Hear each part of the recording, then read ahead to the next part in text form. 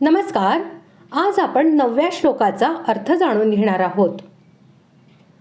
अशा प्रकारे आपल्या दिव्य जन्माची वेळ, हेतू आणि उद्देश यांचे वर्णन केल्यावर आता भगवंत आपल्या त्या जन्माचे व त्यामध्ये केल्या जाणाऱ्या कर्मांच्या दिव्यतेचे तत्व जाणण्याचे फल सांगत आहेत.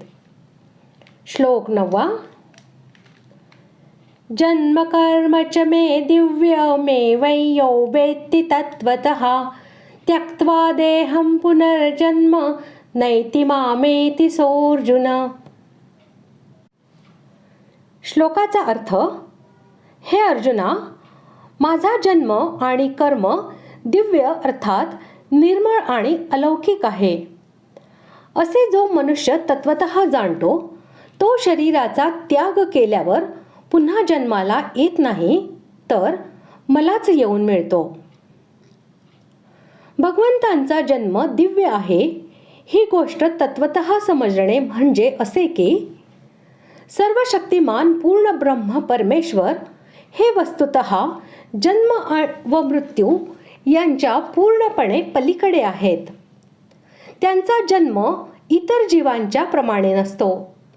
ते आपल्या भक्तांच्यावर कृपा करून आपल्या दिव्य अशा लीलांनी त्यांच्या मनाला आपल्याकडे आकर्षित करण्यासाठी दर्शन, स्पर्श आणि भाषण यांच्याद्वारे त्यांना सुख देण्यासाठी जगात आपल्या दिव्य कीर्तीचा प्रसार करून तिचे श्रवण, कीर्तन व स्मरण यांच्याद्वारे लोकांच्या पापांचा नाश करण्यासाठी तसेच जगात पापाचार्यांचा विनाश करून धर्मस्थापनेसाठी जन्मधारण केल्याची फक्त लीला दाखवितात.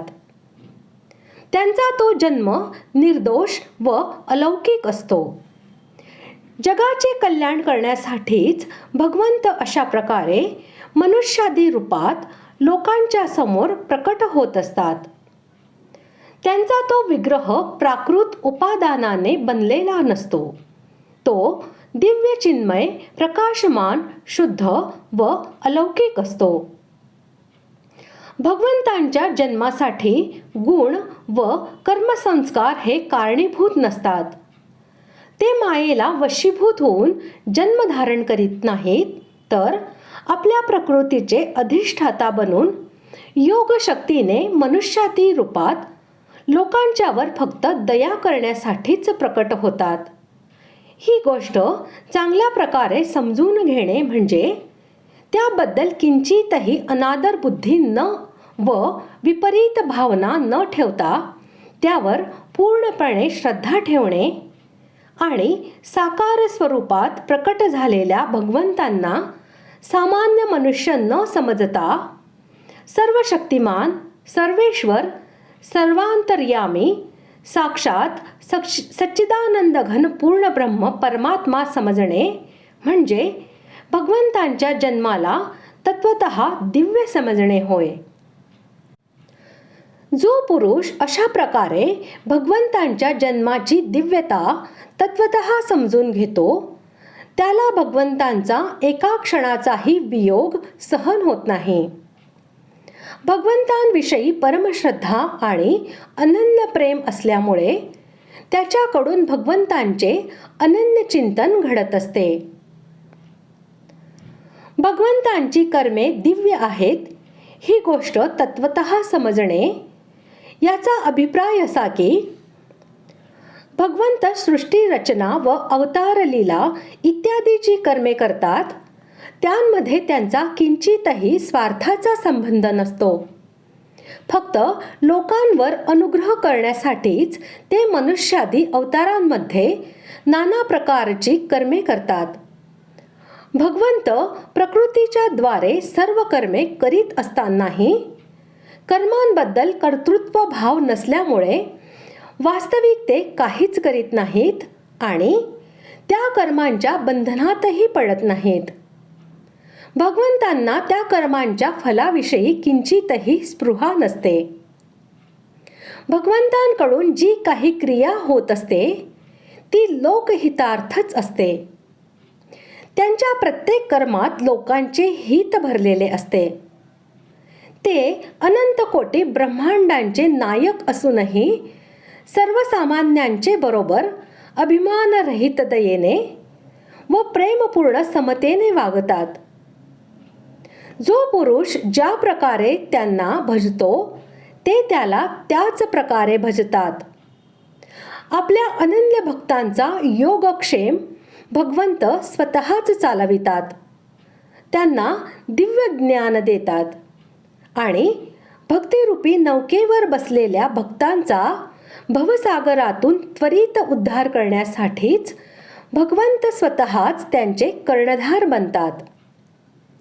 अशा प्रकारे भगवंतांची सर्व कर्मे आसक्ती, अहंकार व कामना इत्यादी दोषांपासून पूर्णपणे रहित, निर्मल व शुद्ध असतात आणि ती फक्त लोकांचे कल्याण करण्यासाठीच असतात.